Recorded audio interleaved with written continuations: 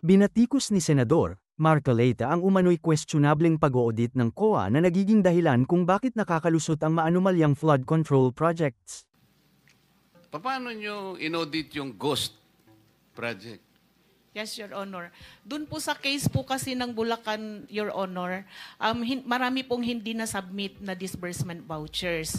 So, hindi naman, kahit several... Ang ibig nyo sabihin, nagdidepende lang kayo sa mga papeles, sa dokumento? Hindi po, Your Honor. Kaya nga po, dahil hindi po sila nakapag-submit, nag-issue na po ang audit teams ng notices of disallowance. Hindi kayo, mahirap, Mr. Chair, mahirap na puro lang tayo notice of disallowance na klarong-klaro na ito na ghost project. Yes, Your Honor. Yung hindi po kasi pag-submit ng account, sir, or yung disbursement vouchers, pwede pong kasuhan din yung mga persons liable na hindi nag-submit doon sa... Hindi, huwag mo muna huwag mo akong dalhin doon sa mga papel yan, mga disbursement na yan. Kuha.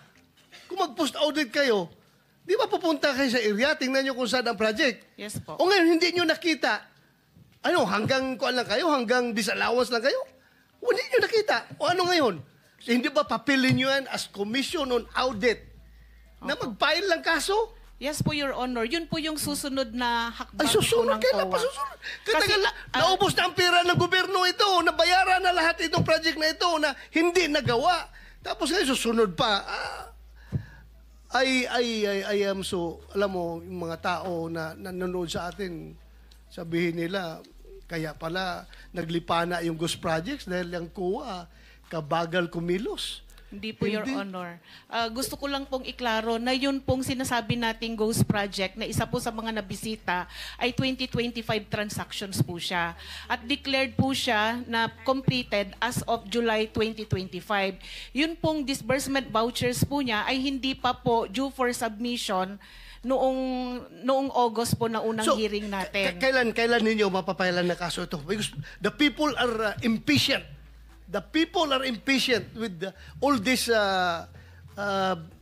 corruption na nangyari. Yes, Your Honor. Kailan nyo ipapile? Can you give us a ganito po siya, Your Honor. Answer? Opo. Ganito po siya. Di ba po kasama po siya doon sa ating special audit. Sa ngayon po, fina-finalize po yung audit highlights natin sa special audit. Doon po sa audit highlights... Alam mo, yung yes, mga tao opo, nakikinig sa atin ngayon, po. Hindi pasok sa utak nila yung special, regular audit or what. Yes po. Ang tanong ko sa iyo, kailan niyo tumapailan ng kaso? The soonest possible time po, Your Honor. What is the soonest time? Dahil i-issue po ngayon yung ating... Kaya, what is the soonest time? Estimate. This month po, Your Honor. This month? Opo. Mapailan niyo ito ng kaso? Opo. Ngayon, sino ang pwede niyong papailan ng kaso? Sir, based po doon sa audit, sir, yung mga... yung mga persons liable po, pwede pong management officials ng DPWH at ganun din po yung mga contractors po. Mr. Chair, so this month... Interjection, Mr. Chair. If I may. Excuse me. Akala ko ba meron time limit dito? Kasi marami pang mga nakapila. 1, 2, 3, 4, 5. And then by 2 o'clock, ano na tayo, adjourn. So, paano pa natin sir, is finished already. Okay. Thank you. But Thank you, may Mr. Chair. I interject with the indulgence of Senator Bato, Mr. Chairman? If I may, in the same topic, Mr. Chairman, with queries, Mr. Chair. Where is na? Kasi Yes, nakalinya Mr. yung Chairman, mga- because I heard, because I'm sure a lot of our people are listening and watching. Very interesting yung ni-raise ni Senator Bato. Ma'am, from COA, what's the difference between fraud audit and yung audit highlights? At binabanggit nyo matatapos na po ito. Is that correct? Because that's the reason why the chairperson of COA is not here today, because he's finalizing it today. Am I correct, ma'am? Your Honor, opo. Yung fraud audit po, ang result po ng kanyang, or report po na lalabas, ay yung pong audit highlights po natin.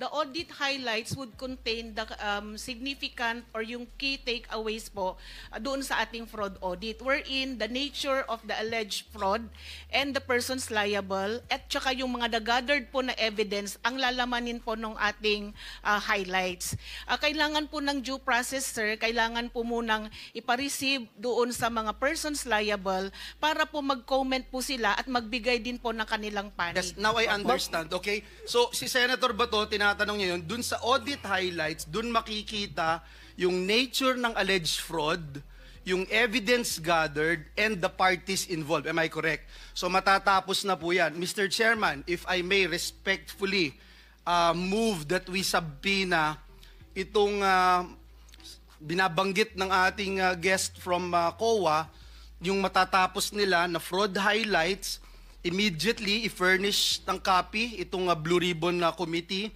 even, Mr. Chairman, even while awaiting the response of the respondents. And also, once they responded, Mr. Chairman, we'd also like to subpoena the copies of the responses of the respondents as soon as they are submitted to COA. I so move, Mr. Chair.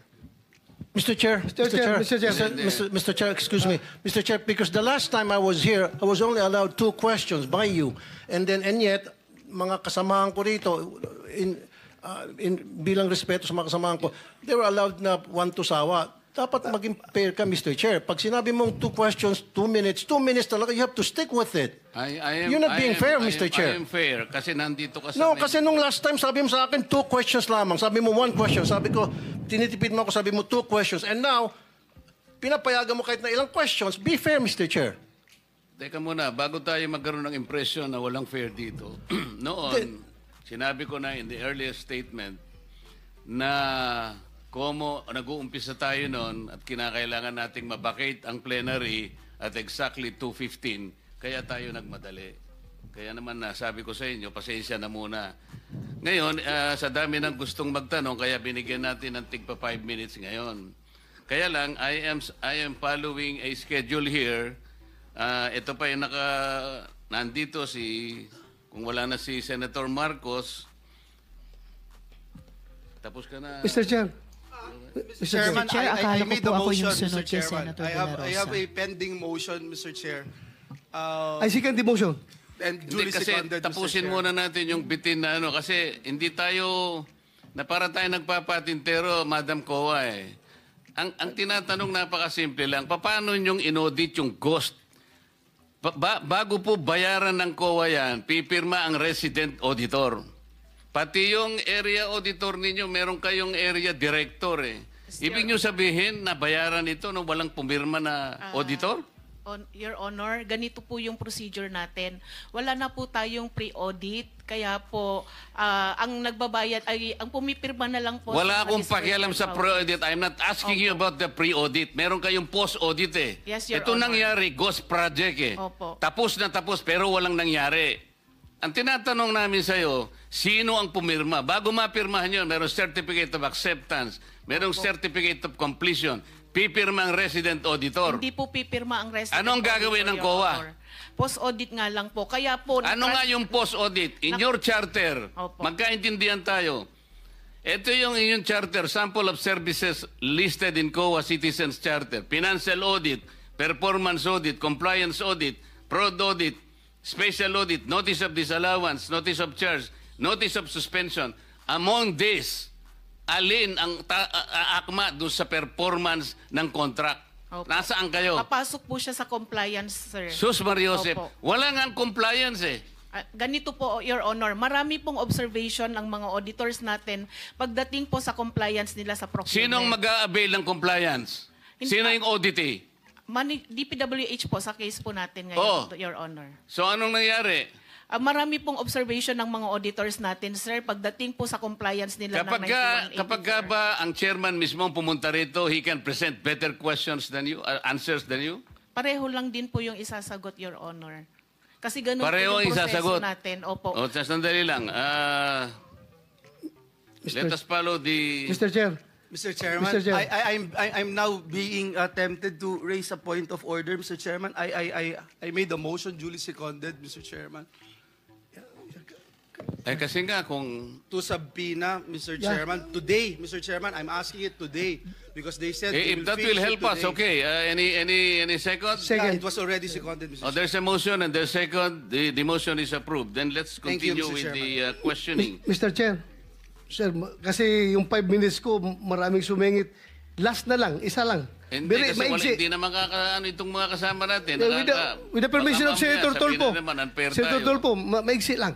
Maigsi lang. Ha?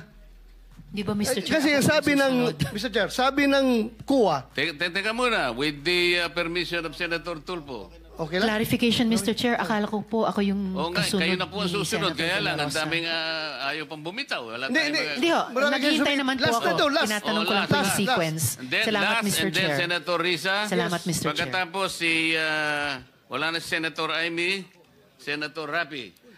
Yeah. Sandali lang, ikaw na po. Thank you, Mr. Chair. Mr. Chairman, considering that this representation is part of the leadership, Okay. Priority, we find priority, out, Mr. priority. Chairman, Okay. the list of... Last question, then Senator Risa. Wala na si Senator Marcos, Senator Joel, Senator Rapi, Senator Robin, magkano ka? Senator Robin. And then Senator Mark. Okay. In that order. Thank you, Mr. Chair. Proceed, sir. Proceed. Ma'am COA, sabi mo kanina, kaya hindi pa kayo nakapag-file ng kaso dahil itong mga ghost projects na ito ay 2025 nangyayari. Am I correct?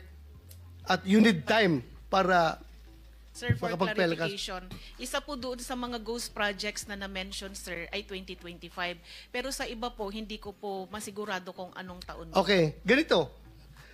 According to COA Annual Audit Report 2023, 2023 ito, it was observed that various infrastructure projects with aggregate cost of 5.716 billion were declared as 100% complete on the report on publicized government programs, projects, and activities and project status monitoring reports of DPWH implementing offices despite the deficiencies or defects noted upon actual inspection and validation thereof.